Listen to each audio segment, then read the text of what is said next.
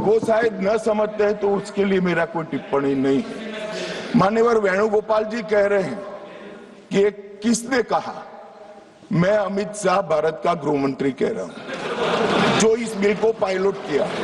दूसरी बात, सुनिए ना, बिल में कहां है और कहां से ड्रॉ कर मैं आंकड़े निकालता हूं।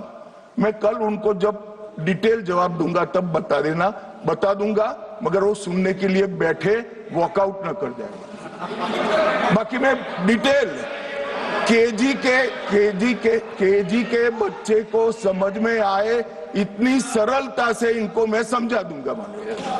उनको धैर्य से सुनना चाहिए। मान्यवर, इन्होंने कहा कि जाति जनगणना नहीं कराना चाहती है सरकार। इसको भी मुझे स्पष्ट कर देना चाहिए, सरकार की कैबिनेट ने नरेंद्र मोदी जी के नेतृत्व में जाति जनगणना करने का निर्णय कर लिया है। अगली जनगणना जाति जनगणना होने वाली है। एक भ्रांति फैलाई जा रही है कि अभी जो प्रश्न पूछे जा रहे हैं उसमें जाति का जिक्र नहीं है।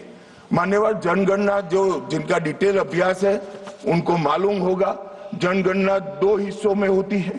पहले सभी मकानों को इंगित किया जाता है और उसके बाद में जो बिल्डिंग्स होते हैं इसके अंदर रहने वाले बंदों को इंगित किया जाता है।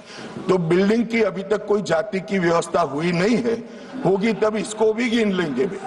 अभी तक बिल्डिंग की कोई जाति व्यवस्था नहीं है। मान्यवर, जब व्यक्तियों की जाति गिनी जाएगी तब जाति जनगणना का सवाल आएगा। ये भी मैं आज पूरी तरह से स्पष्ट कर देना चाहता हूं। मान्यवर, उन्होंने कहा कि 850 का आंकड़ा कहां से आया, ये मैं समझाता हूं।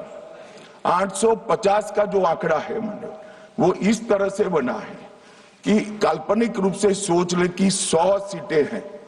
अगर 33% माताओं को, मातृशक्ति को आरक्षण देना है तो उसमें 50% बढ़ाते हैं तो सीटें होती है 150, और 150 जब होती है इसका 33% करते हैं तो 100 सीटें ऑटोमेटिकली हो जाती हैं।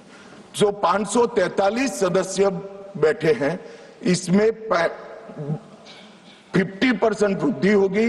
इसका 33% जब माताओं के लिए रिजर्व हो जाएगा तब 543 की 43 ओपन सीटें होगी जहां पर भी महिलाएं लड़ सकती। तो ये 50% इस तरह से आया है। और 850 है वो राउंड ऑफ फिगर है। 816 एग्जैक्ट संख्या होगी। ये फिर से पूछेंगे